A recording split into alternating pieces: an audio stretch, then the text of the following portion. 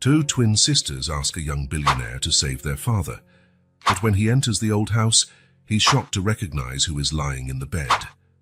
The autumn morning in New York brought that typical hustle of a big metropolis. Daniel Martin adjusted his Italian silk tie as he descended the steps of the imposing building where he had just closed yet another multi-million-dollar deal. At 35, his name appeared among the most promising entrepreneurs in the United States, owner of a fortune built with intelligence and persistence. "Sir." "Please, sir." Daniel turned around when he heard a child's voice calling out. Two identical girls, no more than 5 years old, were running toward him. They wore coats far too simple for the cold weather and held each other's hands as they approached. They had the same dark hair tied in messy braids and almond-shaped eyes filled with urgency. "Sir, please help our daddy," one of them said, extending her small hand to tug on Daniel's coat sleeve. Daniel glanced around in surprise. Where were these children's parents? How were two such young girls alone in the middle of the city? "Where is your mom?" he asked, kneeling so he was on their level. "You shouldn't be out on the street by yourselves. Mommy's at home taking care of Daddy," replied the second girl, her large eyes fixed on Daniel. "He's really sick. The doctor said he needs a lot of money for the medicine." The first girl nodded in agreement. "We saw your big car. People with big cars have money. Can you help our daddy?" Daniel discreetly checked his watch. He had a video conference in 30 minutes. He should probably call social services and let them handle this. But there was something in these little girls' eyes that stopped him from simply sending them away. "What are your names?" he asked, softening his voice. "I'm Lucia," said the first girl. "She's Camilla. We're twins." "How did you get here? Is your home far?" "We ran away," Camilla confessed, lowering her voice as if sharing a secret. "Mommy was crying this morning. She was talking on the phone about not having enough money for Daddy's new medicine." "Our house is that way," Lucia added, pointing vaguely in one direction. "We know how to get back." Daniel hesitated. His common sense told him not to get involved, but he couldn't ignore two small children wandering alone through the streets. Besides, their mother must be desperate, looking for them. "All right, I'll take you home, and then we can see how to help your dad." "How about that?"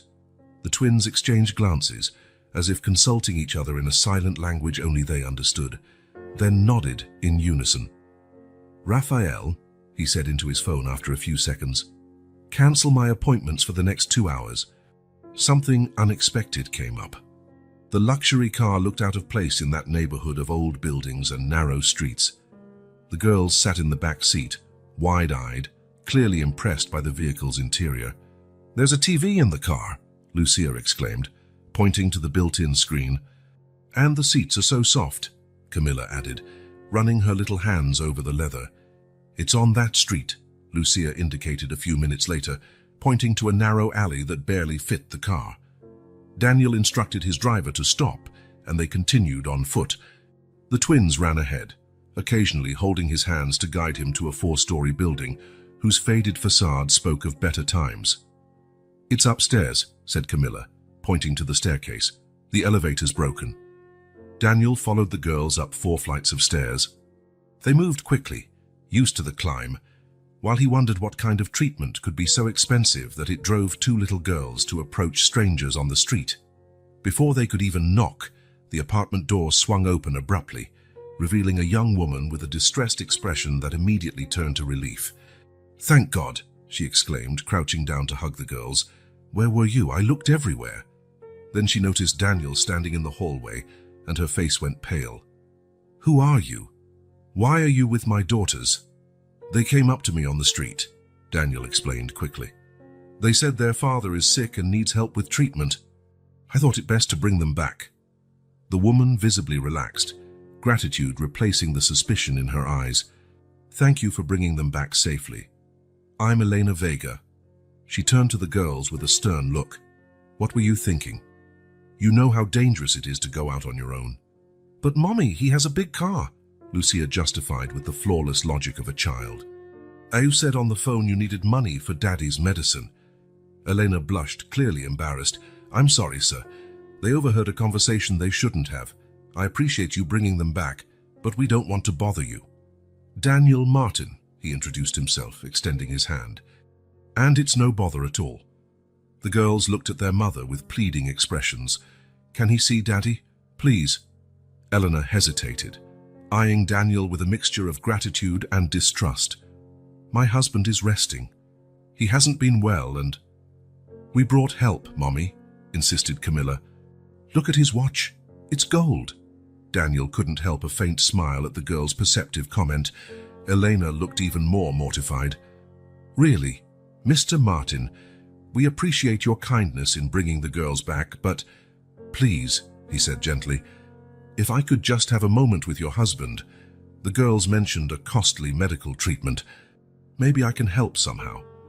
Elena studied him for a moment, as if trying to gauge his intentions, then sighed. "All right. Please, come in." The apartment was small, but impeccably clean and organized. Photos of the twins decorated the walls, along with framed diplomas and what seemed to be souvenirs from modest trips. On the living room table, medications were meticulously arranged next to a folder of medical papers. "The girls will stay with me while you talk to my husband," said Elena, holding the twins by their shoulders. "He gets tired easily." "I understand," Daniel replied, following her to the bedroom door. Elena knocked softly before opening. "Augusto, we have a visitor." The girls, well, it's a long story. She gestured for Daniel to enter, then closed the door, leaving him alone with her husband. The room was small, dominated by a double bed where a man lay propped up on pillows. The curtains were partially drawn, casting a gentle twilight over the space. The man appeared thin, his skin sallow from illness. When his eyes met Daniel's, time seemed to stand still. It was like looking into a mirror warped by time and disease. The silence that followed was almost tangible. Daniel felt his legs weaken. He leaned against the nearest wall, unable to look away from the man. The same eyes, the same face shape, the same distinctive features he recognized every morning when he shaved. Who are you?" he finally managed to ask, his voice barely recognizable. The man in the bed seemed equally shocked, his wide eyes fixed on Daniel. "My name is Augusto Vega," he replied in a weak but resolute voice. "And you?" "Daniel Martin," he answered automatically, still stunned by the impossible resemblance. Augusto tried to sit up more in bed, a fit of coughing cutting his movement short. When he recovered, he continued to stare at Daniel in amazement. "How did my daughters find you?" "They approached me on the street, said their dad needed help paying for an expensive treatment." Augusto closed his eyes for a moment, shaking his head. "They're impulsive. I apologize for the inconvenience." "It's not an inconvenience," Daniel replied, taking a step closer to the bed, unable to suppress his curiosity. "But I think we need to address the obvious here." "The resemblance?" Augusto said, nodding slowly. "It's unsettling." "It's more than a passing resemblance," Daniel insisted. "How old are you?" 35. Date of birth? March 15th. Daniel felt as if the ground had vanished beneath his feet. He moved toward the chair by the bed and sat down, his legs finally giving out under the weight of the revelation. "I was also born on March 15th of 35 years ago." The two men stared at each other in silence, the same unspoken question hanging in the air between them. "Did you always know you had a brother?" Daniel finally asked. Augusto shook his head. "I always believed I was an only child. My mother never mentioned anything else. And you?" "The same." "My parents never said a word." The door opened softly, and Elena entered with a tray holding 2 cups of coffee. The twins peeked curiously through the crack in the door before she shut it with her foot. "I thought you might want—" "Oh." She stopped abruptly, noticing the tension in the room and how the two men stared at each other. "Is everything all right?" "Elena," Augusto said calmly, "look at us. What do you see?" She set the tray on the bedside table, studying the two men more intently. Her face revealed a gradual realization of their strange resemblance. "My God," she whispered, "you two are identical. How did I not see it before?" "We were born on the same day," Augusto informed her. "Daniel and I—" Elena covered her mouth with her hands, grasping the implications. "That means that you're twin brothers, apparently," Daniel concluded. though neither of us knew about the other until today. The door opened again, and the twins entered unceremoniously, unable to contain their curiosity any longer. "Mommy, why does the man with the big car look like Daddy?" Lucia asked, hopping up on the bed beside her father. "Is he your brother, Daddy?" added Camilla, studying both men's faces with the fearless curiosity of children. Augusto smiled at his daughters, gently stroking Lucia's hair. "It seems so, Princess, although neither he nor I knew until now." "So he's our uncle?" asked Camilla, turning to Daniel with wide eyes. The innocent question struck Daniel with unexpected force. Uncle? He had nieces, a family he never knew existed. "I believe so," he replied, his voice filled with unfamiliar emotion. "Cool," Lucia exclaimed. "We never had an uncle before." Elena looked as though she was trying to process everything. "This is extraordinary, but how? Why?" "I don't know," Daniel admitted, "but I intend to find out." He turned to Augusto. "Regardless of the mystery behind all of this, your daughters mentioned you need treatment. What's going on?" Augusto exchanged a glance with Elena before answering. "Leukemia. Conventional treatments haven't worked. There's an experimental therapy, but..." He made a gesture with his hand, indicating their financial situation. "How much does it cost?" "More than we could ever hope to afford," Elena replied, worry evident in her voice. "We already sold the car, pawned my family jewelry. The bank denied our loan request because..." "I'll pay," Daniel interrupted firmly. "I'll cover all the treatment costs." Elena and Augusto stared at him in astonishment. "We can't accept that," Elena automatically protested. "There's too much money. And even if you are, well, you only just met."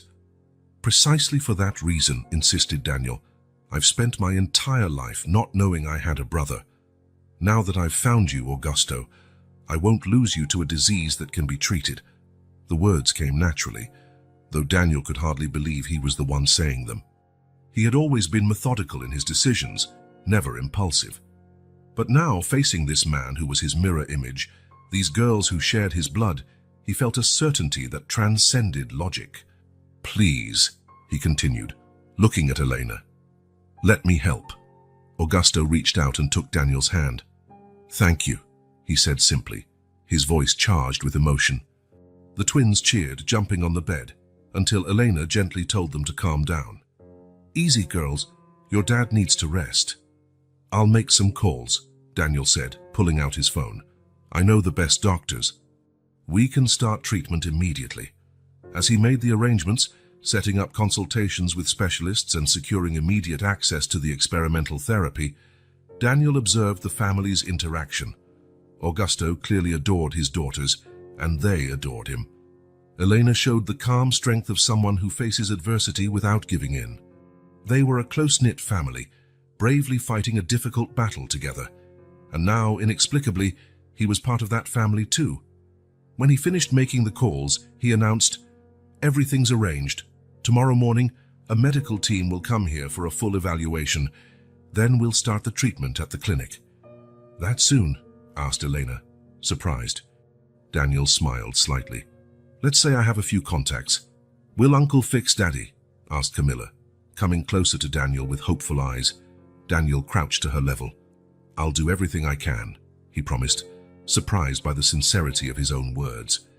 As the afternoon wore on, Daniel stayed with the family, learning more about them. Augusto had been a literature professor at a local university before his illness forced him to take leave.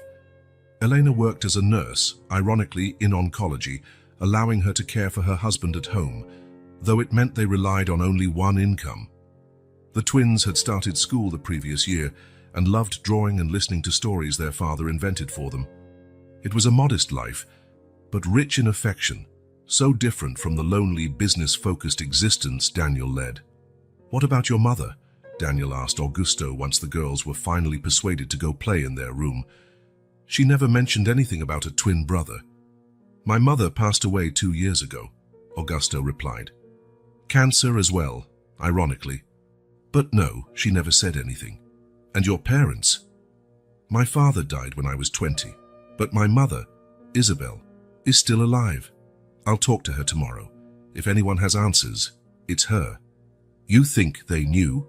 Asked Eleanor, who was now sitting beside her husband on the bed. That they deliberately separated you two. I can't imagine another explanation, Daniel replied. The question is why? A heavy silence fell, loaded with unanswered questions. Finally, Augusto spoke. Regardless of the reasons, I'm grateful my daughters found you today, not just for the treatment, but for completing a part of my story I didn't even know was missing. Daniel nodded, unable to express the storm of emotions swirling within. In a matter of hours, his orderly, predictable life had been completely transformed. Now he was connected to this man, his wife, and their daughters by bonds he didn't fully understand but felt deeply. I'm going to find out the truth, he promised. For all of us. When he finally left, promising to return the next morning with the doctors, the twins insisted on walking him to the door. You're really coming back, Uncle Daniel? Lucia asked, her small hand gripping his finger. I'll be back tomorrow, he assured her, and we'll help your dad get better. Promise? Camilla persisted. I promise. On the drive to his mansion in New York's exclusive suburbs, Daniel couldn't stop thinking about that day's strange and extraordinary encounter. How could his life have been so different from Augusto's, who had decided to separate them? And why? Tomorrow he would confront his mother and demand the truth. But for now, his mind was occupied with plans to ensure Augusto received the best possible treatment. He couldn't fully explain, even to himself, the protective impulse he felt toward a man he'd just met and two little girls who had literally stepped into his life asking for help in the street. But he knew, with a certainty he rarely experienced, that he would do everything in his power not to lose the family he had just discovered. Daniel had barely slept the previous night. The image of Augusto, his face so much like his own, remained vivid in his mind. Those two girls, Lucia and Camilla, had shaken his orderly, predictable life in a matter of hours. After leaving the Vega family's apartment, he returned to his mansion with only one certainty: he needed to speak to his mother. Breakfast at the Martin residence followed the same ritual for decades. Isabel, now 65, sipped green tea in the glass-enclosed porch, observing the meticulously kept garden while flipping through the morning newspaper. She was so absorbed in her reading that she didn't notice her son's presence until he pulled the chair across from her. Daniel, what a surprise to find you home at this hour. I thought you'd be at the office early as usual. Isabel smiled, but her smile faltered when she noticed her son's grave expression. She knew him far too well not to see that something important was troubling him. Did something happen? She asked, setting the paper aside. Daniel studied his mother's elegant face. The years had treated Isabel Martin kindly. At 65, she still had the upright posture and watchful gaze that had always defined her. How could he begin a conversation that might shake everything they believed about their family? I need to ask you something, Mom, and I need you to be completely honest with me. Isabel raised an eyebrow, maintaining the composure he had always admired in her. Of course, son, what's going on? Daniel took a deep breath before continuing. Yesterday, I met a man named Augusto Vega. He watched his mother's face closely, searching for any sign of recognition. Isabel remained neutral, but her fingers tightened slightly around the cup of tea. And who is this man? Someone who could be my mirror image.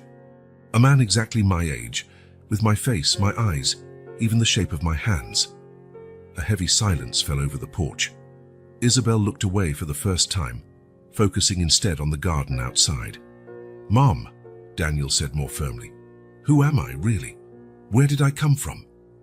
Isabel placed the cup on the table, her hands trembling slightly. For several minutes, she stayed silent, as though fighting an internal battle. When she finally spoke, her voice was laced with contained emotion. I've always feared this day, she said quietly. I hoped, naively perhaps, that it would never come. What day, Mom? What are you talking about?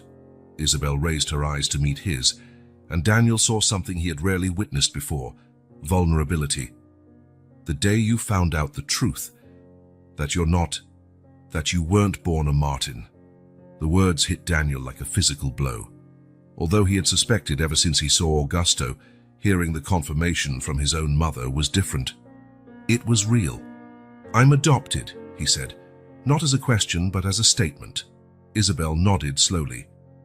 Not exactly adopted in the legal sense of the word. You were found. Daniel leaned forward, every fiber of his being focused on his mother's words. Found where? How? Isabel sighed deeply before continuing. It was a night in March, 35 years ago. Your father and I had just returned from a reception. It was almost midnight when Carmela, our housekeeper at the time, came rushing to us, more agitated than I'd ever seen her. Isabel paused, lost in her memories, then went on. She said there was a baby at the door, a newborn, wrapped in expensive blankets, peacefully sleeping in a small basket. There was no note, no identification, just a perfect baby, as if delivered by angels. Daniel tried to process what he was hearing. It sounded like something straight out of a sentimental novel, not the story of his own life. And you just took me in, without looking for my biological parents. Isabel twisted her hands, a nervous gesture Daniel had never seen in her before. How your father wanted to call the authorities immediately, but she hesitated. I had lost 3 babies before you. 3 pregnancies ended. 3 tiny funerals. When I saw you, so small and perfect, I begged Marco to wait. Just one night, I told him. Just to have you in my arms for a few hours. Silent tears began rolling down Isabel's cheeks. One night turned into 2 days, then a week. Your father arranged documents, registered you as our biological child. It was easier to do in those days, with the connections we had. And then, you became Daniel Martin. Daniel felt a storm of emotions. Anger, confusion, betrayal, and at the same time a strange understanding of the desperation of a woman who had lost so many children. Why didn't you ever tell me? He finally asked, his voice hoarse. Isabel dabbed her tears with a linen napkin. At first, it was because you were too young to understand. Then we feared the truth would push you away from us. And as the years went by, it became harder and harder to find the right words. Daniel stood abruptly, walking to the edge of the porch. He needed space, air, and there was never any clue about who left me there. No hint. Isabel shook her head. Just the blankets and the basket. They were of good quality, indicating whoever left you had means. But nothing that could identify them. And no one ever came looking for me. Never, Isabel confirmed. Over time, we assumed maybe your biological parents had died, or they were very young and unable to raise you. Daniel sat back down, his mind racing. Augusta, he murmured to himself. He must be my twin brother. We were born on the same day. We share the same face. But why were we separated? Why was I the one left at your door and not him? Isabel seemed as perplexed as her son. I had no idea there could have been another baby. The basket was small, meant for just one child. A sudden thought struck Daniel. Carmela, is she still alive? Yes, Isabel replied. She retired 15 years ago but still lives in the same neighborhood. I keep in occasional contact with her. I need to talk to her, Daniel decided. Maybe she remembers a detail you and Dad overlooked. Isabel nodded slowly. She was always very observant, more than any of us. Where are the blankets? The basket? Did you keep anything? In the attic, Isabel answered. I kept everything in a trunk. I never had the heart to throw them away, even when your father insisted we destroy all evidence. Daniel stood again, this time with purpose. I need to see those items, and then I'll talk to Carmela. Isabel took his hand, stopping him. Daniel, I'm sorry for not having the courage to tell you sooner, for keeping this secret for so long. Daniel looked at the woman who had raised him, who had loved him as a son his entire life. The anger he felt moments before began to subside, replaced by a deeper understanding. You're my mother, he said simply. That doesn't change. The words seemed to calm Isabel, who nodded with tears in her eyes. The attic door still has the same old lock. The key is in the drawer of my bedside table. And the attic of the Martin mansion was a world apart. Unlike the rest of the house, impeccably decorated and organized, it was a repository of disordered memories. Old furniture covered in sheets, boxes of photographs, childhood toys. Each item told a piece of the family's story. Daniel knew the space well. As a child, He often hid there during the endless parties his parents hosted. Now he saw the place with new eyes. How many other secrets might be tucked away in these shadows? It took almost an hour to find the trunk his mother had mentioned. It was a simple dark wood box, with no adornments or inscriptions, something that wouldn't stand out among so many other family relics. With hesitant hands, he lifted the lid. On top lay a yellowed envelope with his name written in his mother's elegant handwriting. He opened it carefully. "For Daniels, when the time comes." It was a brief letter, written on delicate paper that trembled in his hands.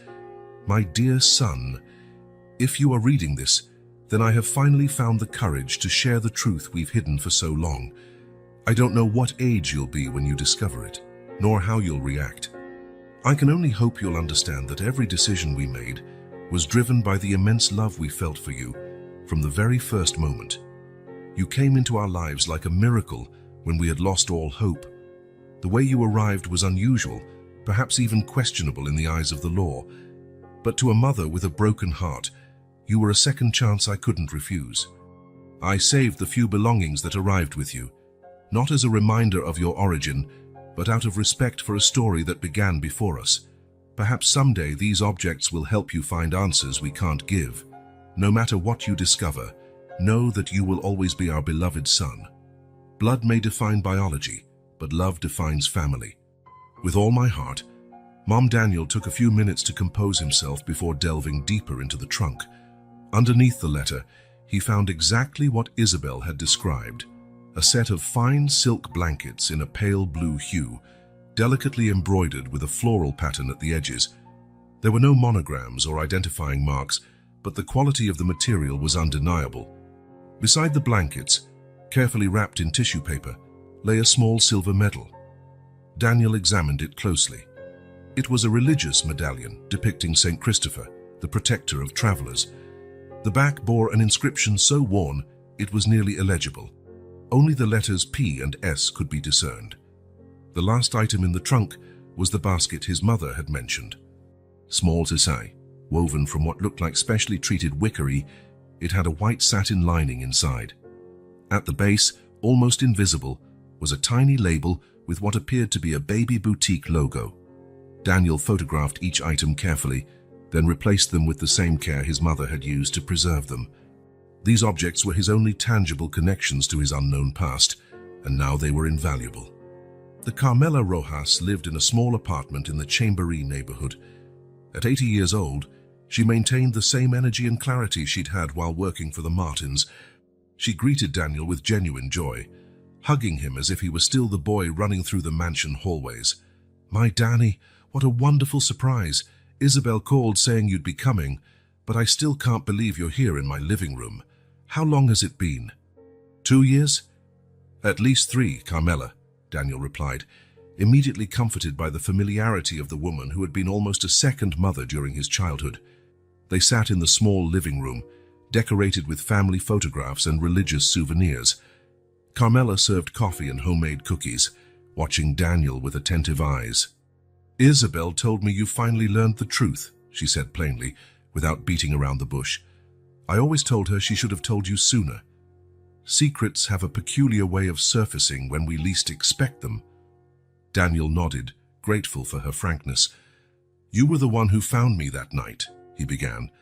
"I need to know everything you remember, every detail, no matter how small." Carmela sipped her coffee, her eyes drifting into distant memories. "It was a cold night for March," she began. "Your parents were at an important reception, something related to your father's business. The house was quiet, just me and 2 other employees." She paused, organizing her thoughts. "A little after 10, I heard a noise at the front door. Not exactly a knock, more like a rustling. I thought it was the wind, but something made me check, and there you were, sleeping peacefully, as if that little basket on the doorstep of a mansion was the safest place in the world. Was anyone around?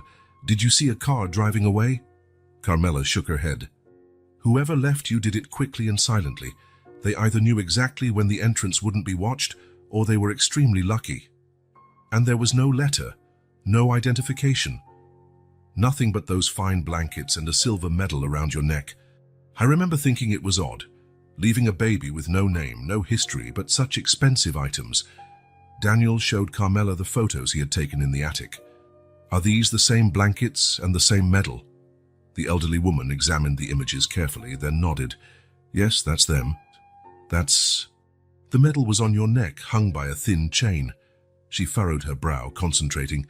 There was something else, something I didn't tell your parents at the time. Daniel leaned in, anxious. What was it? When I picked you up, I noticed something embroidered on the edge of one of the blankets. It was just initials, 2 letters, D. I remember thinking how curious it was, as if someone already knew you'd become Daniel Martin. A chill ran down Daniel's spine. DM? Are you sure? Absolutely. I didn't mention it to your parents because, well, I thought it might complicate things. They were so happy, so desperate for a child, and those initials felt like a sign, you know? Like fate brought you specifically to that family. But it doesn't make sense, Daniel muttered, more to himself than to Carmela. How could someone know I'd be adopted by a family whose initials matched those on the blanket? Carmela shrugged.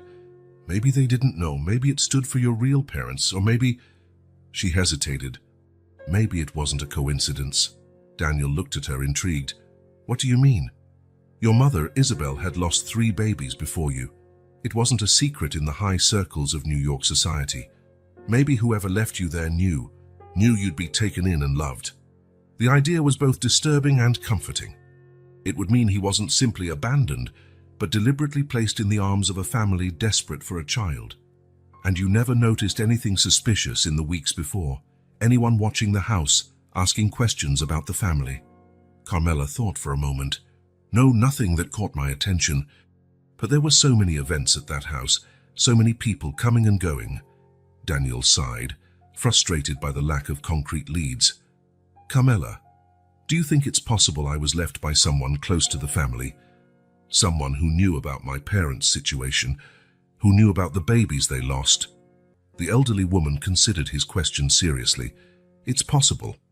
The Martins had many connections, socially and in business, and New York, though large, has very insular social circles.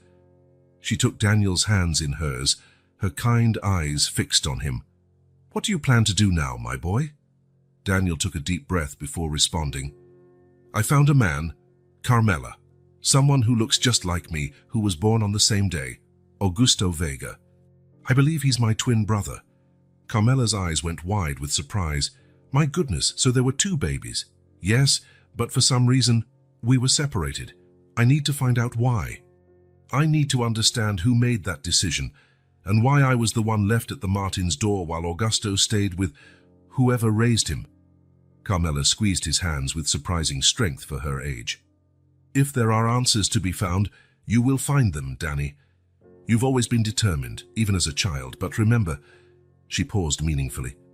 Some truths can be painful. Be prepared. Daniel nodded gravely.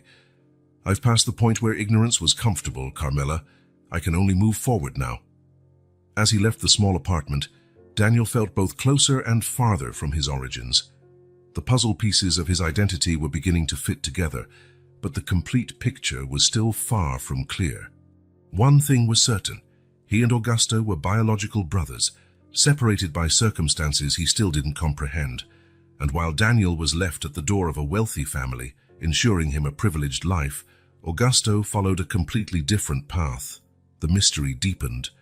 Why was Daniel left behind? Who had made that decision? He felt he was edging closer to the truth, but knew he needed more answers. The next step was obvious. He needed to return to Augusto, share what he had discovered, and, together, continue searching for the origins they shared. The oncology clinic shone under the morning light. Daniel crossed the main lobby with determined steps, carrying a folder with the photos and information he'd collected in recent days. Lucia and Camilla spotted him before he even reached Augusto's room and ran toward him. "Uncle Daniel!" they exclaimed in unison, hugging his legs with the spontaneous affection only children possess. "Hey there, girls," he said, crouching down to meet them at eye level. "How's your dad today?" "Better," Lucia replied, her eyes sparkling. "The doctor said the new medicine is working."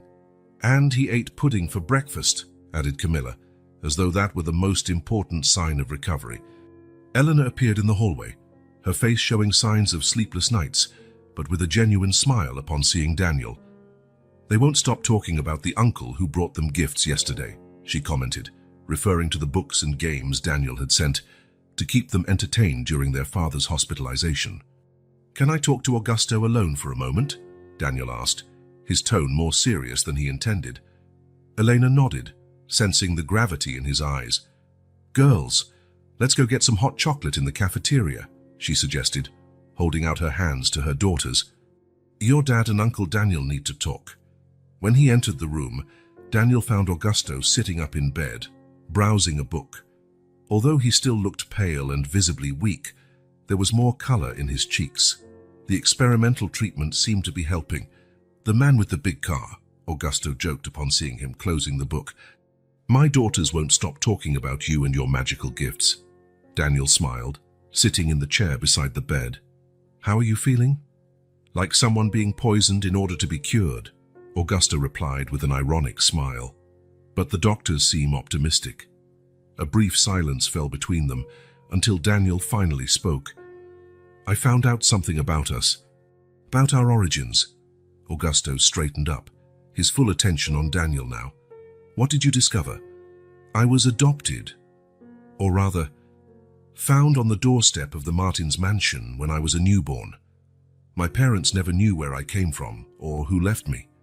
Augusto absorbed the information quietly, his gaze distant. "Your mother never mentioned having another child?" Daniel asked, hoping for a clue. Augusto shook his head. "All my life, I thought I was an only child, never suspected anything else." "Who raised you, Augusto?" "You mentioned a mother." "Carmen Vega," he replied, obvious affection in his voice. "She raised me alone. My father, or the man she said was my father, died before I was born. At least that's what she always told me." "And you believed her?" Augusto frowned, thoughtful. "I always did. I never had a reason to doubt her. But now," he gestured at both of them, "this changes everything, doesn't it?" Daniel nodded, opening the folder he'd brought. "These are the items that came with me that night. A St. Christopher medal, fine blankets, an expensive basket." Augusto examined the photographs carefully. "They don't look familiar," he admitted, returning them. "But my mother, maybe she knows something. Is your mother still alive?" "Yes. She lives in a small town in upstate New York, about an hour from here. She's 78 now, but her mind is as sharp as ever." Daniel's heart pounded. At last, a concrete lead about his origins. "I need to talk to her," he said, determined. "As soon as possible. I'd go with you, but..." Augusto gestured at the medical equipment around him.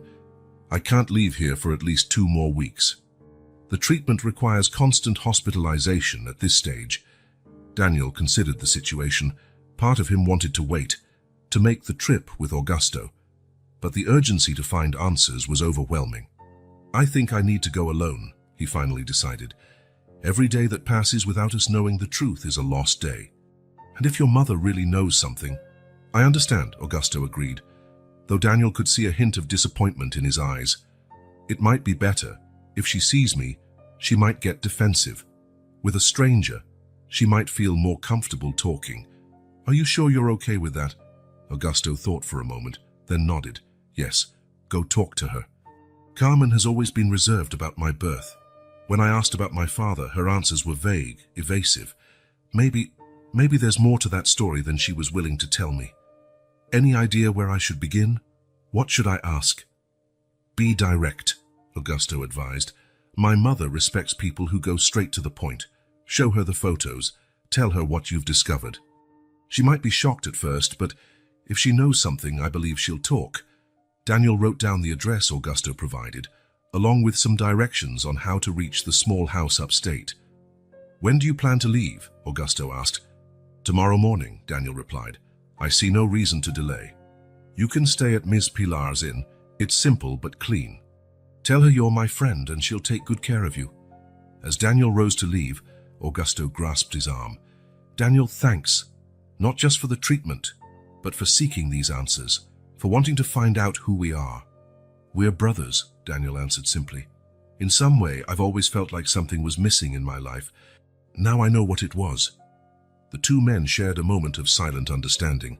Despite having grown up in completely different worlds, an invisible bond united them, one that was now beginning to take form and substance. "Keep your phone close," Daniel advised. "I'll call as soon as I learn anything." Augusto nodded. "And don't let her change the subject," he added. "My mother is a master at dodging questions when she doesn't want to answer something." As Daniel left the room, he found Elena and the twins in the hallway, the little ones savoring their hot drinks. "Everything all right?" Elena asked, concern obvious on her face. "Yes," he replied, offering a reassuring smile. "Actually, it might be about to get even better. I'm heading upstate tomorrow to speak with Augusto's mother." "Alone?" Elena asked, surprised. "Augusto can't leave his treatment now, and I feel like I can't wait. Every day matters." Elena studied his face for a moment, then nodded. "If you find something that helps us understand this connection between you, well, that's important for all of us." Leaving the clinic in the bright sunlight, Daniel felt a renewed sense of determination. The truth was close, hidden in the memories of a woman who raised one of the twins while the other was left at strangers' doors. Why this choice? What motivated the separation? Tomorrow, perhaps, he would begin to uncover the answers. The small town in upstate New York seemed frozen in time. Narrow stone streets, old houses with flower-adorned balconies, and a church dominating the main square formed a nearly idyllic backdrop. Daniel parked his car at the village entrance, preferring to walk the rest of the way, following Augusto's directions. Carmen Vega's home was at the end of a quiet road, slightly removed from the other houses. It was a simple two-story building, painted white, with window boxes filled with red geraniums. A small, well-tended garden spread out front, revealing the owner's dedication. Daniel hesitated before knocking.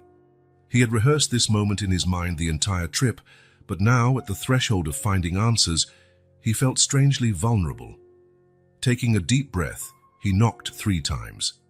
Slow footsteps approached from the other side, and the door opened, revealing a short elderly woman with grey hair in a simple bun and penetrating dark eyes.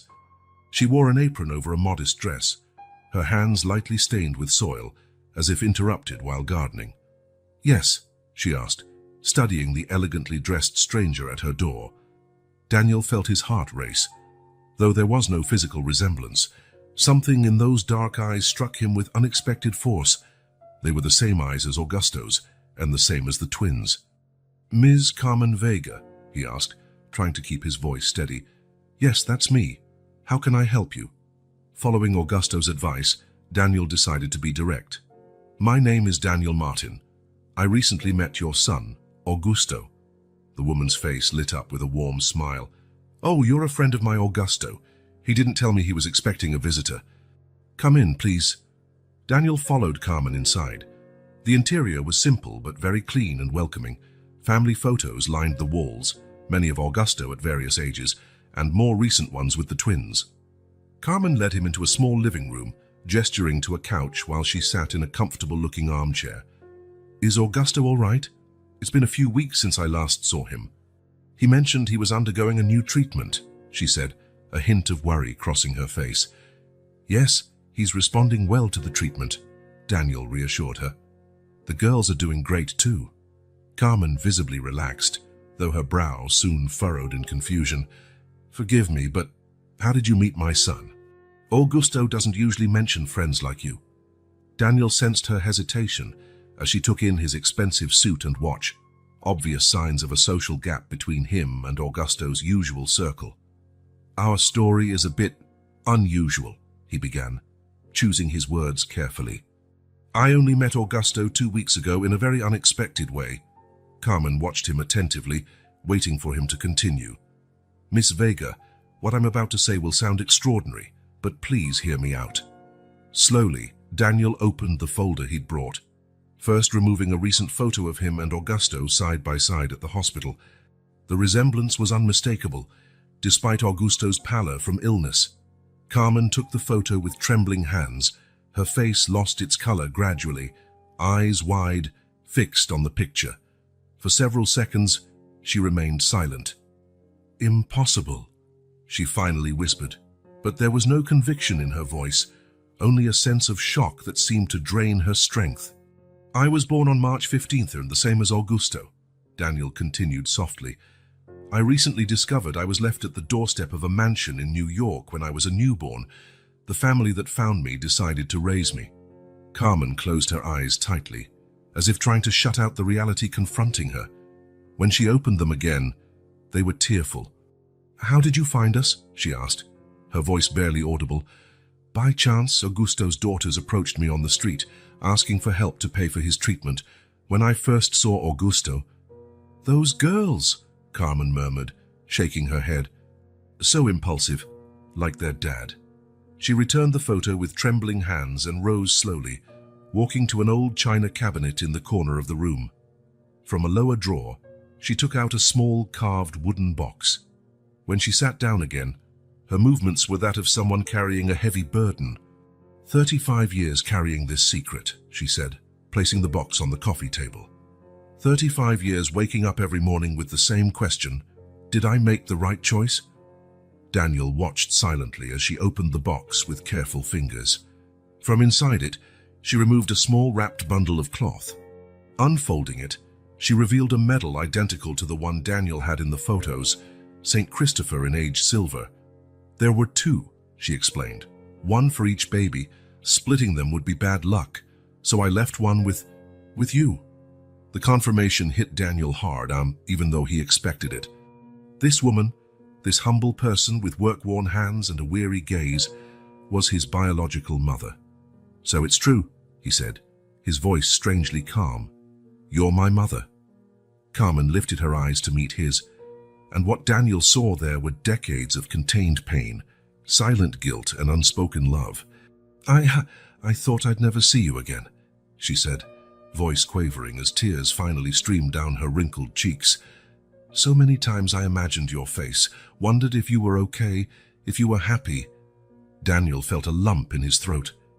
He'd imagined this moment countless ways, with anger, accusations, demands for explanations. But in the face of this woman's obvious suffering, all he felt was deep compassion. "Why, Carmen?" he asked simply. "Why separate us?" She wiped her tears with the corner of her apron and took a deep breath, as if preparing to finally set down a burden she had carried for far too long. "I was very young," she began. "Only $19, working as a maid in a wealthy family's home in New York. Their eldest son returned from college abroad during the summer. We were young, reckless. By the time I found out I was pregnant, he'd already gone back to his studies." Carmen paused, gathering the strength to continue. "I told his parents, hoping, I don't know what, compassion, maybe. They fired me the same day, said their son had a bright future ahead, that I was just a distraction. They offered me money to go away quietly." "Did you accept it?" "No," she replied with unexpected dignity. "I refused the money and returned here to this small town, to my parents' house. They took me in, though they felt shame at having an unmarried pregnant daughter back then." Daniel nodded, encouraging her to continue. "When I discovered it was twins during the birth, I nearly lost hope. How could I raise 2 children alone, with no resources, no husband? My parents were old, barely supporting themselves." She ran her fingers over the medal in her hand, as if its touch brought the memories more vividly. "For weeks, I tried. I swear I tried. I nursed you both, slept only when you slept. But things got worse. No money for enough food, no money for diapers. Augusto got sick. Then you did. The doctor said without proper care." Her voice trailed off there, but she gathered herself again. "One night, I made the hardest decision of my life. If I couldn't give both of you a decent life, maybe I could save at least one. I remembered the Martin family, not my former employers, but I knew them by sight. I knew they couldn't have children, that the wife cried around the house because of it. They were wealthy. They could give you everything I never could." Daniel listened intently, understanding the pain and logic behind her choice. "So, unable to raise both sons, I made a desperate decision. I kept Augusto and left you on the mansion's doorstep, hoping you'd have a better future. I put the medal on you so that, if fate ever wanted it, you could find each other." Tears now streamed freely down her aged face. "I've been tormented by guilt ever since. Every one of Augusto's birthdays, I wondered how you were celebrating yours. Every Christmas, I imagined the gifts you might be getting. Not a day went by that I didn't think of you, wondering if I'd done the right thing." A heavy silence filled the small room. Carmen seemed to have aged 10 years just by reliving these memories. Daniel processed it all, feeling a swirl of emotions: grief for the separation, empathy for a desperate young mother, gratitude for finally knowing the truth. "Why did you choose Augusto to stay with you?" he finally asked. "Why not me?" Carmen gave a sad smile. "I didn't choose. Until the last moment, I didn't know which of you I'd let go. But on the night I made the decision, you were sleeping soundly while Augusto was crying non-stop. I thought it would be easier to leave with a sleeping baby, a decision made in the desperation of the moment." Daniel let out a ragged sigh. Such a small detail, a baby sleeping, another crying, had determined the entire course of their lives. "And what about our father?" "He never knew. I tried to contact him one last time before separating you. I found out he'd married a young woman from a good family and was building a political career. My letter was returned unopened." Daniel nodded, absorbing this information. There was no resentment in his voice when he asked, "What was his name?" "Francisco Alvarez," Carmen answered. "I don't know what happened to him after that. I never tried to find out again." Daniel recognized the name. It belonged to a former government official, now deceased. The irony didn't escape him. While he grew up as the son of an influential family, his biological father had been part of the same social circle, completely unaware of his son's existence. Gazing at the woman before him, Daniel realized there was no room for bitterness, only understanding. What Carmen had done was an act of desperation and, in its own way, of love, a sacrifice that cost her decades of silent pain. "Does Augusto know all of this?" he asked gently. "No," Carmen said, shaking her head. "I always told him his father had died before he was born. I never had the courage to tell him about you."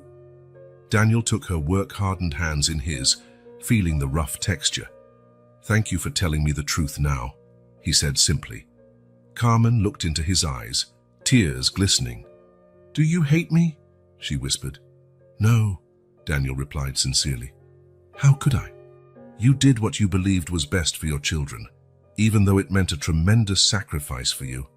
A sob escaped Carmen's lips, as if those words had finally freed something locked in her chest for decades. "Augusto is sick," Daniel continued, "but the treatment is working. I'm making sure he gets the best care. Will you tell him about me?" "About what I did?" Daniel considered her question for a moment. "I think he deserves to know the truth, but we can do it together when he's ready." Carmen nodded, gratitude evident in her tired gaze. "And what about you?" she asked hesitantly. "After you walk out that door, will we see each other again?" The question hit Daniel deeply. With the truth now out, he realized he wanted more than just answers. He wanted to reclaim lost time. More than just providing financial support for Augusto and his family, he wanted to be part of their lives. And that included this humble woman who, despite her difficult choices, had never stopped loving him from afar. "Yes," he answered, gently squeezing her hands. "We'll see each other again. After all, we have many stories to share, right?" The smile that lit up Carmen's weary face was like a ray of sunlight after decades of storm, tentative at first, then radiant in its pure joy. In that moment, in the small living room of a simple house in upstate New York, something broken began to mend, not to return to what it once was, for that was impossible, but to form something new, carrying the scars of the past, along with the hope of the future. Autumn had already given way to winter in New York by the time Augusto was finally discharged from the clinic. 3 months of intensive treatment had paid off, not a definitive cure, but a significant remission that doctors deemed promising. The color had returned to his face and, although he was still thinner than usual, His energy grew each day. Daniel waited in the clinic's lobby, watching the twins run around, excited at the prospect of finally taking their father home. Lucia and Camilla had become an essential part of his life these past months. Their daily visits, their colorful drawings, their endless stories about school and their friends. "They're out of control today," Elena commented, approaching with a tired but happy smile. "They didn't sleep well, anxious about this moment." "I can imagine," Daniel smiled. "And you? How are you holding up?" "Relieved, hopeful." She watched her daughters for a moment, and a bit nervous about what's next. "Augusto will still need care, frequent checkups." "You don't need to worry about any of that," Daniel assured her. "Everything's arranged." Before Elena could reply, the elevator doors opened and Augusto appeared, accompanied by a nurse pushing a wheelchair, a standard hospital protocol for discharging patients, even if they could walk. "Daddy!" the twins shouted in unison, running to hug him. Augusto smiled, bending down to receive them, ignoring the wheelchair offered. Daniel noted how much younger his brother looked when he smiled, the resemblance between them even more evident in such moments. "Shall we go home?" Lucia asked, her eyes shining with excitement. Augusto and Elena exchanged a hesitant glance. In recent weeks, they'd talked many times about the future, about how to rearrange their lives after the illness. The small apartment they'd been living in posed challenges for Augusto's recovery. 4 flights of stairs with no elevator, a single bedroom, damp walls that could compromise his still fragile immune system. "Actually," Daniel intervened, "I have a surprise for you." The twins turned to him, instantly intrigued. "A surprise?" Camilla asked, eyes wide. "What is it?" "You'll see soon," Daniel smiled, gesturing for them to follow. "My driver is waiting."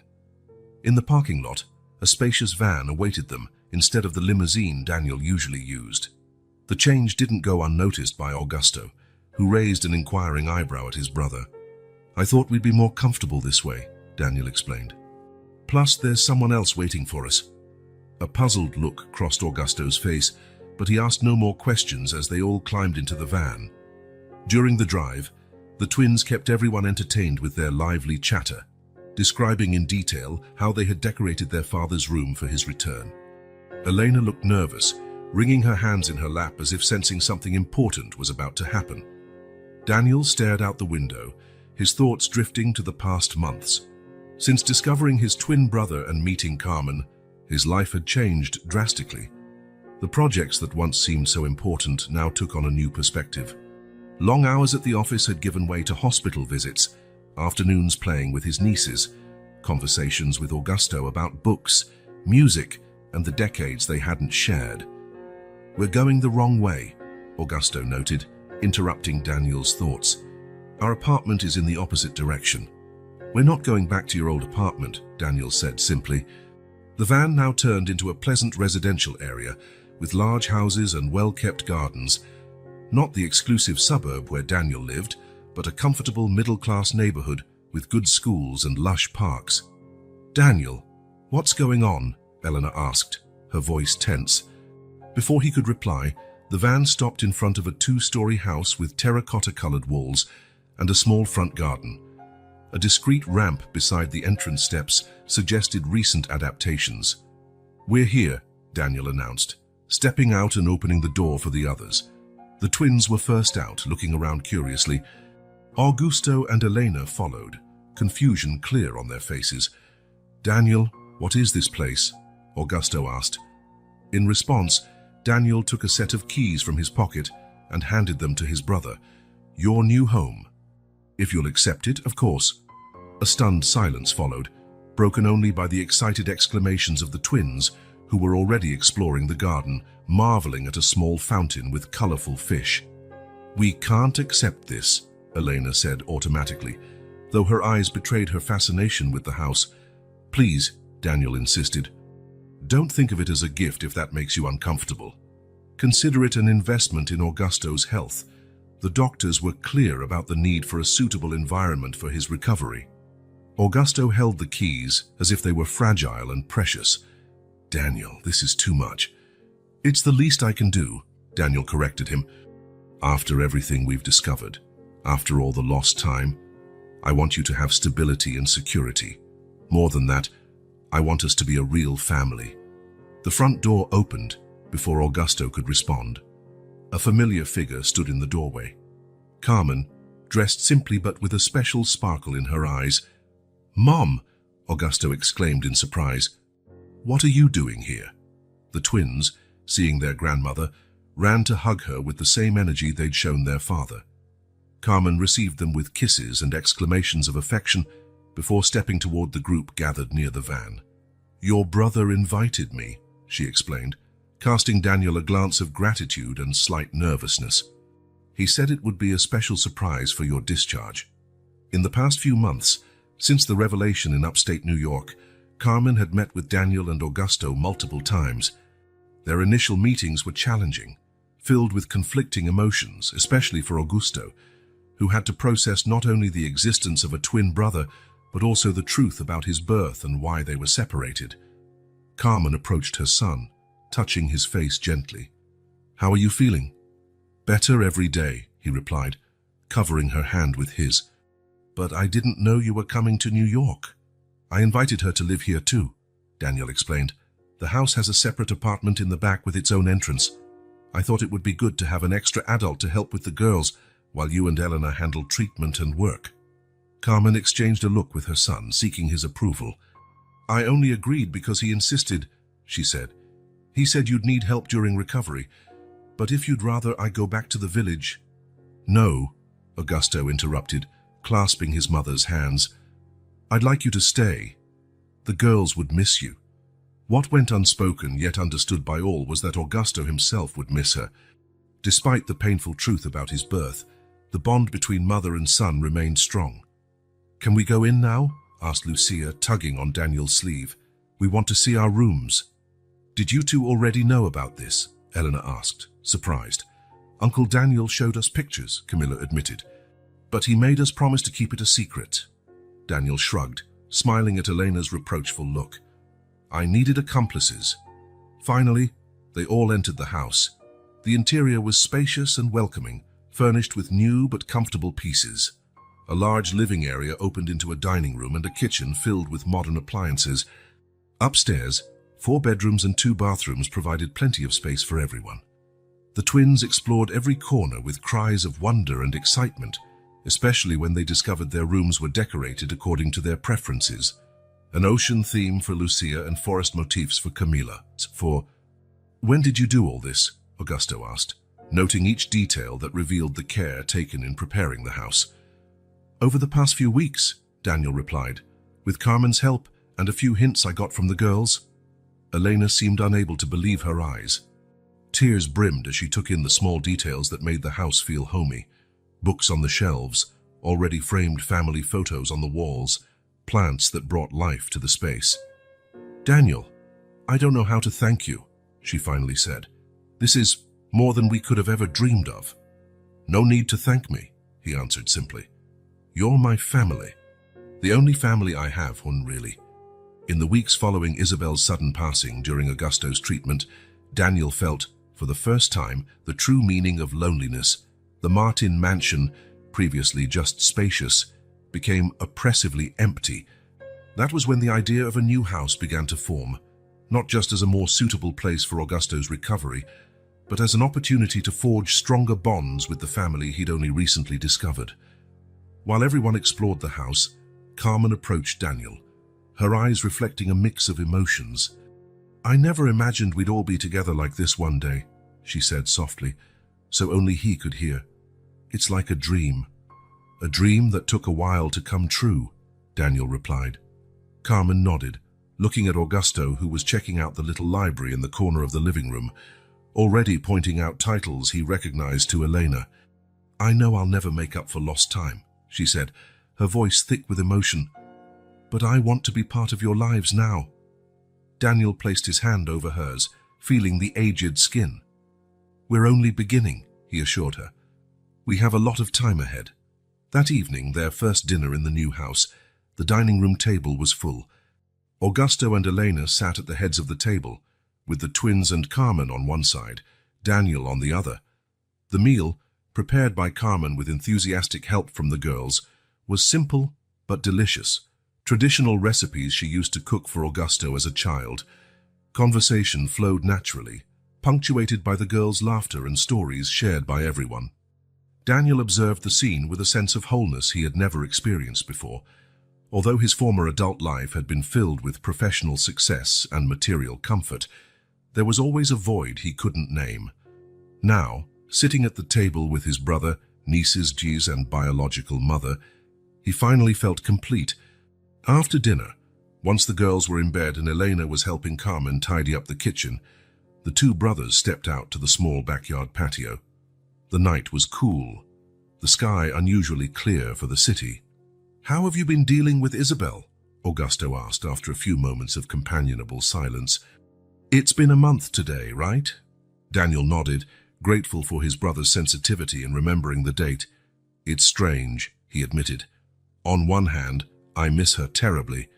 On the other, I'm still dealing with the anger of her withholding the truth for so many years." "She loved you like a son," Augusto observed. "That's undeniable." "Yes, and that's why I try to hold on to the good memories. She did what she thought was best." Another silence settled in, each man lost in his own thoughts. The discovery of the truth had brought answers, but also new questions, emotional adjustments for all. "And you?" Daniel finally asked. "How do you feel about all of this?" "About me, the truth of our birth, about Carmen." Augusto considered his response carefully. "At first, it was like having the ground pulled from under my feet. I questioned everything I believed about my life, my identity." He paused, searching for the right words. "But then I realized nothing that truly matters had changed. I'm still my daughter's father. I still love and am loved by the same family. We've just expanded." Daniel smiled at the simplicity and depth of that answer. "And Carmen," he prodded gently. "That part was complicated," Augusto admitted. "For a few weeks, I was angry about the lies, about the brother I never knew I had. But then I started to understand the impossible dilemma she faced. Alone, without resources, with two newborns. She did the best she could under the circumstances," Daniel said. "Exactly. And looking back, I see she always was an extraordinary mother, despite the limitations. I never lacked love or support." From where they stood, they could see Carmen and Elena in the kitchen window, an ordinary domestic scene that, in truth, represented something profound, the gradual merging of two families into one. Little by little, she's learning to make new memories with the children she once had to separate, Augusto noted, his eyes on his mother. "And we're learning how to build a future together, one day at a time." Daniel nodded in full agreement. The months since he'd first encountered the twins on the street had brought more changes than his previous 35 years, and though there was still pain and healing to do, there was also an undeniable promise of better days. To ensure a better future for Augusto and his family, Daniel had bought them a new house. But what he had truly accomplished was far more precious, rebuilding a family that fate had torn apart and securing a chance at new beginnings for them all. As he watched his brother under the soft patio light, Daniel knew with absolute certainty that all the fortunes in the world couldn't buy what he had found that autumn in New York, a place to call home, people to call family, a future to build together. Spring arrived in New York in a burst of color and fragrance. The garden of the Vega family's new home bloomed under Carmen's attentive care, transformed into an oasis of flowers and herbs. The twins loved helping their grandmother, always returning inside with muddy hands and proud smiles at each new blossom. 5 months had passed since the move to the new house. Life seemed to have found a peaceful and promising rhythm. Augusto responded well to the treatment and had even managed to return to teaching part-time at the university. Elena continued as a nurse, now at a hospital closer to home, allowing her to spend more time with the family. The twins adapted quickly to their new school, making friends and charming their teachers with their intelligence and creativity. Daniel visited them nearly every day. More than a benefactor, he had truly become part of the family. Sunday dinners turned into a tradition, with everyone gathering around the table to share weekly updates. For someone who had spent most of his adult life nearly alone, focused solely on business. Those moments represented a precious discovery, the feeling of belonging, of having a place where he was welcomed simply for being himself. One April morning, Daniel accompanied Augusto to yet another routine checkup at the clinic. They planned to have lunch afterward, maybe visit a new contemporary art exhibit that had just opened downtown. Augusto seemed well, his complexion normal again, his weight almost back to normal. Even the hair he'd lost during chemotherapy had started to grow back. "How are things at the university?"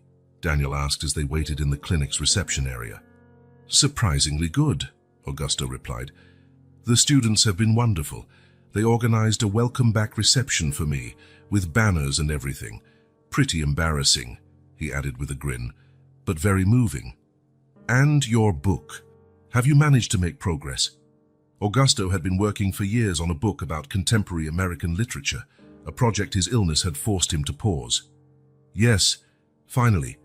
The publisher agreed to extend my deadline to next year, giving me enough time to finish the last 2 chapters. Their conversation was interrupted when a nurse called Augusto's name. Daniel promised to wait right there, already skimming a magazine on architecture while his brother went for the exams. Time passed faster than he expected, lost in thought and the occasional article. It was only when nearly 2 hours had gone by that concern set in. Routine checkups never took that long. He stood up, heading toward the information desk, when he spotted Dr. Morales, the oncologist who had overseen Augusto's treatment from the start. "Mr. Martin," the doctor called, his expression far too serious for Daniel's comfort. "Would you come to my office? I'd like to discuss your brother's exam results." Daniel felt his chest tighten, that unmistakable sense that something was wrong. He followed the doctor down the silent hallway, trying to read his expression for any clues. In the office, he found Augusto already seated, pale-faced, his eyes fixed somewhere beyond the window. Only then did Daniel realize something was seriously amiss. "Please have a seat," Dr. Morales indicated, settling behind his desk. He waited for Daniel to sit beside his brother before continuing. "As you know, we've been closely monitoring Augusto's response to the treatment over the past months. Initially, we saw very encouraging results. The implied but hung in the air like a dark cloud. However, these latest tests show that the disease is starting to progress again," the doctor went on, his tone professional but kind. "The cancer cells have developed resistance to the protocol we were using." Daniel looked at Augusto, who remained silent as if he had already heard this part of the conversation. "What are the options?" Daniel asked, his mind already switching to problem-solving mode, as it always did in crises. Dr. Morales clasped his fingers on the desk, choosing his words carefully. "We can try other chemotherapy protocols, but given the resistance now evident, the chances of success significantly decrease." "What about beyond chemotherapy?" Daniel pressed. "There must be other approaches, experimental treatments, and something—" "There is one option," the doctor agreed, "which I believe is the most promising at this stage." He paused, looking directly at Augusto and then at Daniel. "Augusto needs a bone marrow transplant. Without it, his condition may worsen rapidly in the coming weeks." The news hit Daniel like a punch. "A transplant? A compatible donor? All the complexities and risks involved. What's the likelihood of finding a compatible donor?" he asked, trying to keep his voice steady. "Normally, we start by looking among siblings, since that offers a roughly 25% chance of compatibility. In your case, being identical twins means near-perfect compatibility. You're genetically identical." Daniel exchanged a glance with Augusto, who finally seemed to snap out of his silent trance. "You'd be the ideal donor," the doctor explained to Daniel. "But I must stress, it's an important decision. The procedure isn't simple. It involves anesthesia, post-operative pain, a few days of recovery." "I'll do it," Daniel replied immediately, without hesitation. "When can we start testing?" Dr. Morales looked slightly taken aback by his quick response. "We need to confirm compatibility with specific analyses, even in identical twins. It's just protocol, but essential. We also need a thorough evaluation of your health to ensure you're fit to donate." "Then let's do it right away," Daniel insisted. "Today, if possible." "Daniel," Augusto finally interjected, his voice low, You need to think about this. Understand what's involved. There's nothing to think about, Daniel said, turning to face his brother. You'd do the same for me. Dr. Morales observed the interaction with both clinical and human interest. I suggest you both talk it over calmly. We can schedule the preliminary tests for tomorrow, which gives you time. No, Daniel interrupted firmly. If there are any tests we can do today, I want to do them. Every day counts, right? The doctor nodded slowly, recognizing the determination in Daniel's eyes. There are a few basic tests we can do right now. I'll arrange for you to be seen immediately. When the doctor left to make arrangements, the brothers were left alone in the office. A heavy silence fell. You don't have to do this, Augusto said at last. Yes, I do, Daniel answered simply, and I want to. We've only known each other for a year, and they've been the most meaningful months of my life, Daniel finished. Besides, we share the same DNA. Technically, we've known each other since conception. The attempt at humor elicited a faint smile from Augusto. How will we tell Elena and the girls? Augusto asked, worry evident in his voice. They thought the worst was over. With honesty, Daniel replied, but also with hope. Because we do have a real reason for hope, Augusto. If the doctor is right, I'm the perfect donor for you. The following days were an emotional roller coaster. As Daniel had anticipated, Eleanor received the news with the composure of someone who understood medical realities, but also the fear of losing the man she loved. The twins were spared the scarier details, told only that their father needed a special medicine that Uncle Daniel could provide. Carmen, however, carried extra guilt, believing that somehow separating the twins at birth might have contributed to Augusto's illness. Daniel spent hours reassuring her that leukemia had nothing to do with the past and was simply a cruel twist of fate. As expected, the tests confirmed a perfect match between the twins. Daniel underwent a battery of exams confirming his excellent health, ironically, in better shape than most men his age, thanks to recent lifestyle changes prompted by his newfound family. 2 weeks after the initial diagnosis, Daniel found himself in a hospital room, preparing for the bone marrow extraction procedure. Augusto had already been hospitalized for 3 days, undergoing an intense chemotherapy regimen to eliminate his diseased marrow before receiving his brother's. Nervous? Asked the nurse as she checked his vitals. A little, Daniel admitted, but mostly anxious for everything to go well. It's a beautiful thing you're doing for your brother, she commented, adjusting the heart monitor. Not all relatives agree so readily. He'd do the same for me, Daniel replied, echoing his earlier statement to the doctor. It was a certainty he carried, even though he'd only known Augusto for such a short time. When the doctors came to wheel him into the procedure room, he found Eleanor waiting in the hallway. I came to wish you luck, she said, giving him a brief hug, and to say thank you, again. Take care of the girls, he replied, trying to keep a light tone. Tell them Uncle Daniel will bring ice cream when this is all done. Elena nodded, her eyes shining with tears she tried to hold back. Augusto asked me to tell you something, she added. He said, tell him now we'll have even more in common. Daniel smiled, understanding the reference. After this procedure, Augusto would literally carry part of Daniel inside him, his blood cells, his marrow. Are you sure about this, Daniel? Elena asked one last time, her voice gentle. Absolutely, he replied without hesitation. He's my brother, there's no question. And the surgery was a success, both for Daniel and for Augusto. The marrow collection went smoothly, and Augusto's infusion took place without adverse reactions. Now came the most critical phase, waiting to see if his body would accept the new cells and begin producing healthy blood. During recovery, Daniel spent more time than ever at the family's house. Although his own recovery was relatively quick, a few days of discomfort and localized pain, he chose to stay close to his brother, who faced a far more delicate and risky process. The twins became his unofficial nurses, insisting on bringing him water, extra pillows, or simply sitting beside him to tell stories or show him their latest drawings. Uncle Daniel, look what I made, Camilla announced one afternoon, presenting a colorful picture. It's us at the park when you get better. Daniel studied the artwork with the utmost seriousness. Stick figures represented the whole family, Elena and Augusto holding hands, Carmen nearby, and the twins between Daniel and Augusto.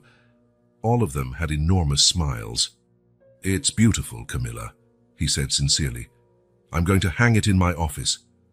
"Really?" she asked, her eyes shining. "Cross my heart," he promised, feeling a wave of affection at how natural uncle sounded now. Camilla, once more reserved than her sister, now called him uncle as effortlessly as breathing. It warmed his heart in ways he never imagined possible.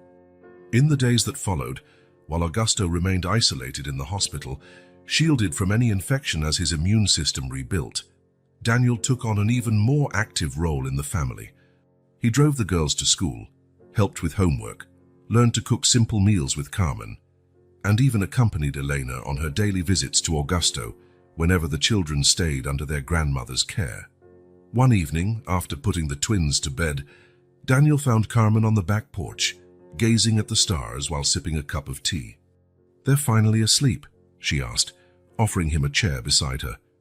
"After 3 stories and a promise that tomorrow we'll go to the zoo," Daniel confirmed with a tired but contented sigh. Carmen observed him with a gentle smile. "You're good with them." "They make it easy," he answered modestly. "They're extraordinary kids." They fell silent for a few moments, enjoying the calmness of the night.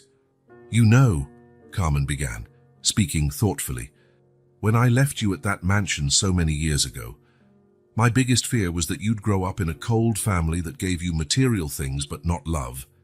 Daniel considered her words carefully. "Isabel and Marco were good parents in their way," he replied. "I never lacked affection, even if they showed it in more reserved ways. Yet, you have such a capacity to love, to give of yourself," Carmen observed. "Look at everything you've done for Augusto and for the girls. It's not just about money, it's about family. A real family." Daniel recognized the truth in her statement. He wasn't just providing financial help, he was truly becoming part of that family.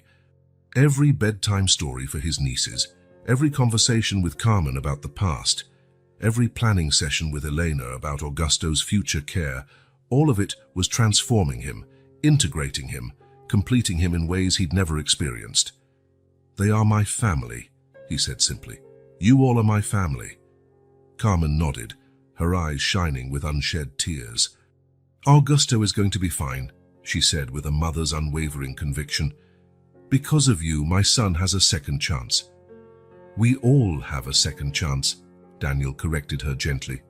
"A chance to be the family we should have always been." In the quiet of that starry evening, Daniel felt a peace he had never known before. The path ahead was still uncertain. Augusto's recovery would be long and potentially complicated, but he felt an unshakable certainty in his heart. He was no longer alone, and never would be again. Summer arrived in New York in all its intensity. The city's dry heat drove people to seek any available shade, and the Vega family's garden was no exception. The large tree in the center of the backyard offered perfect shelter from the relentless August sun, and beneath it, a table was set for Sunday lunch. 6 months had passed since the transplant, and Augusto's recovery exceeded all medical expectations.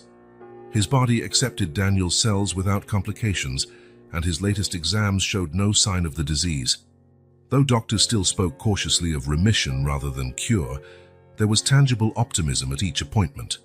Daniel arrived punctually for lunch, as he did every Sunday, carrying a bottle of red wine and a mysterious package he handed directly to Carmen, instructing her to hide it until after dessert.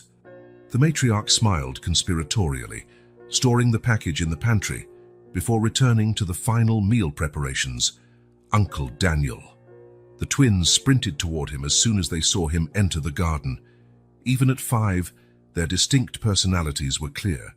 Lucia, endlessly energetic and insatiably curious. Camilla, more observant and thoughtful but equally affectionate. "Did you bring a surprise?" Lucia asked, trying to peek into his pockets. "You're always suspicious of me," Daniel joked, pretending to be offended. "Because you always bring something," Camilla answered with the flawless logic of a child. "Not today," Daniel lied with a smile that revealed the opposite. "I came just to enjoy your company." Augusto watched them from the table, where he was helping Elena arrange the silverware. The sun highlighted the grey threads that had appeared prematurely in his beard after treatment, but it also illuminated the healthy smile on his face. He looked younger, lighter, as if each day of recovery chipped away at both illness and old worries. "They've got you wrapped around their little fingers," he teased, walking over to hug his brother. "Like you're any different," Daniel retorted. "I saw the new toys in their room. Who's responsible for that?" Augusto shrugged, a guilty grin on his lips. "They deserved a reward. They got excellent grades this semester." "Right," Daniel said, not hiding his amusement. "Totally educational." The two brothers walked together to the table, where Carmen was directing the placement of dishes with the calm authority of someone who had spent a lifetime feeding those she loved. The table overflowed with color and aroma, a hearty family meal, fresh salad made with vegetables from the garden, homemade bread still warm, and a variety of side dishes prepared by Elena.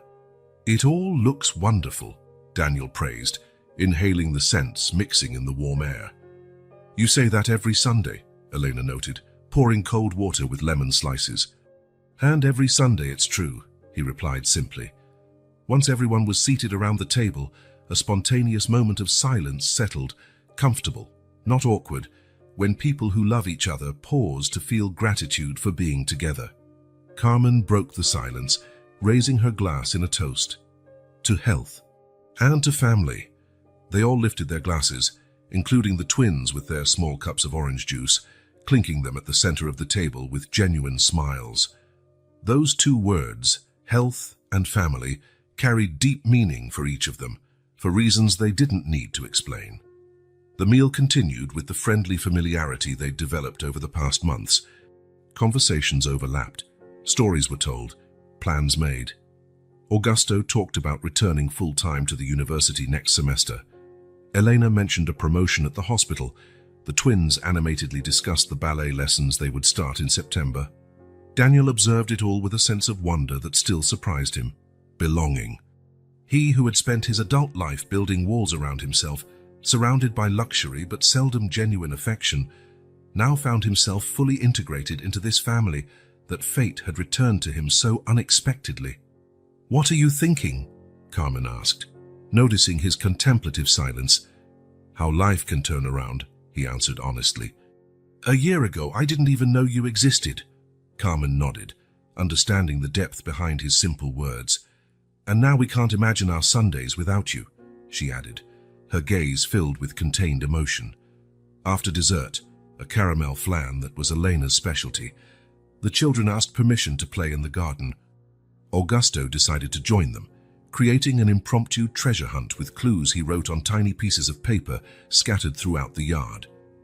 Daniel, Carmen, and Elena stayed at the table, sipping freshly made coffee and watching the scene as Augusto ran around the garden, chased by the twins' shrieks of laughter.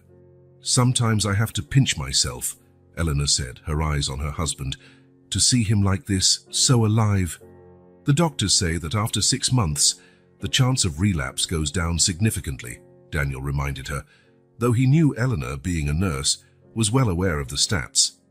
"I know," she replied with a grateful smile, "but there are still moments when the fear comes back, you know, when I wake up in the middle of the night just to check if he's breathing normally." Carmen covered Eleanor's hand with her own, a silent gesture of solidarity. The two women had become close, Carmen, the mother-in-law who'd never had a daughter-in-law, Eleanor, who'd lost her mother as a teenager.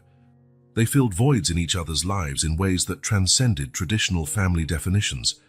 "I think now is the perfect time for that surprise," Carmen suggested, glancing at Daniel with a raised eyebrow. Daniel nodded, standing to retrieve the mysterious package he'd brought. When he returned, he called Augusto and the girls over to the table again. "What's this?" asked Augusto, intrigued, wiping sweat from his forehead with the back of his hand. "Something I've been planning for a while," Daniel replied, handing the package to Carmen, "but I think it's only fair that our mother do the honors." Carmen accepted the package with slightly trembling hands. Her eyes met Daniel's for a moment, a silent question in them. He nodded encouragingly. Carefully, she unwrapped the package, revealing a leather-bound photo album. Embossed in gold on the cover, the words, "Our family," gleamed in the sunlight. "Oh," she said softly, opening the album with reverence. On the first page, an old sepia photograph, a young Carmen holding a baby in her arms. Augusto, just a few weeks old. On the opposite page, another photo from the same era, Isabel and Marco Martin with baby Daniel.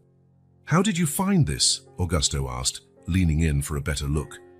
"I found it among Isabel's belongings after she passed," Daniel explained. "And the photo of you Carmen helped me."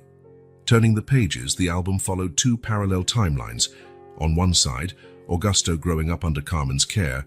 On the other, Daniel in the Martin mansion. Childhood, adolescence, early adulthood, separate lives, but tied by blood. Then, reaching the final pages, the two lines merged. The unexpected meeting, the first pictures together at the hospital, the move to the new house, the transplant, the recovery. The family reunited at last. "There are still plenty of blank pages at the end," Carmen noted, her voice thick with emotion. "So we can keep filling them," Daniel explained simply. Together, Lucia and Camilla squeezed between the adults, fascinated by the photographs of their parents and uncle as children. They giggled at the old-fashioned clothes, strange haircuts, and formal poses that contrasted with the easy intimacy they shared now. "How you look so serious here, Uncle Daniel," Camilla commented, pointing to a photo of a 10-year-old Daniel, rigidly posed beside a piano. "I was a very serious child," he admitted with a smile at the memory. "Always worried about pleasing everyone, living up to expectations." "And Daddy always seems to be smiling," Lucia observed, flipping to another photo of Augusto at the same age, face smeared with chocolate, missing baby teeth visible in a wide grin. Carmen touched the photo with her fingertips, as if she could reach that moment in the past. "Your dad was always like that," she confirmed, finding joy in the simplest things. Augusto put an arm around his mother's shoulders, kissing the top of her graying head. "I learned from the best," he said softly. Carmen discreetly wiped away a tear, her gaze lingering on the open album, a visual chronicle of her sons, separated and finally reunited. "Perhaps I made many mistakes," she said, her voice low but resolute. "But being here today, seeing you together, makes me believe that, in the end, things happened as they were meant to." The simplicity of that statement carried the weight of decades of pain, guilt, and ultimately redemption. It wasn't a complete absolution for separating the twins, but an acknowledgement that sometimes, out of the hardest choices, new beginnings can grow. Daniel placed his hand gently over Carmen's. "They weren't mistakes, Mom," he said, using that word, Mom, for the first time to address her. "They were impossible choices in impossible circumstances." In that moment, on Carmen's face, Daniel saw a kind of peace that hadn't been there before, as though that single word, Mom, had finally unlocked something deep in her heart. The afternoon wore on, the heat yielding to a pleasant breeze. The twins, tired from playing, fell asleep on the living room couch, one's head resting on the other's shoulder. Eleanor and Carmen chatted quietly in the kitchen while tidying up the last of the lunch. Augusto and Daniel returned to the yard, sitting on the steps of the small back porch. "Sometimes it still feels like a dream," Augusto commented, watching the sky take on orange hues as dusk approached. "All of this. You, our mom here, the house, my health coming back." Daniel nodded, understanding perfectly. "For me too," he admitted. "For years, I felt something was missing in my life without knowing what it was. Now I understand. Family," Augusto concluded. "Yes, but not just that. Belonging, a place where I can just be myself." Augusto smiled, looking at his brother with obvious affection. "You know what the girls told me the other day? That you're the best uncle in the world. I asked them why, expecting them to talk about gifts or outings, but they said, because he always smiles when he sees us." Daniel felt a lump in his throat, unable to respond immediately. "It's true," Augusto went on. "You smile differently now. When we first met, your smile seemed calculated, like you measured how much to show. Now they're genuine." "I never really had reasons for genuine smiles before," Daniel confessed. "I had success, recognition, money. But I came home to an empty house every night. Glancing around at the yard where the twins had played for hours, the warmly lit house where Elena and Carmen chatted, his brother beside him, Daniel felt a deep, unwavering certainty. He belonged here. The successful businessman who had built a financial empire now understood a truth no business book could teach. True wealth lay not in his fortune, but in the family that against all odds, he had managed to rebuild. "What are you thinking?" Augusto asked, noticing Daniel's thoughtful silence. Daniel smiled, one of those genuine smiles his brother had just mentioned. "How rich I am," he replied simply. Augusto raised an eyebrow, an ironic smile on his lips. "Well, that's not really news to anyone." Daniel laughed, shaking his head. "Not that kind of wealth," he clarified. "The real kind." Augusto nodded, understanding without further explanation. The two brothers remained side by side, enveloped in a comfortable silence, as the sun began to set over the city. Inside the house, they could hear the soft voices of Elena and Carmen, the occasional clink of dishes being put away, and the distant sound of the twins stirring from their nap. Ordinary sounds, everyday moments, simple yet infinitely valuable. And that was enough. More than enough, it was everything.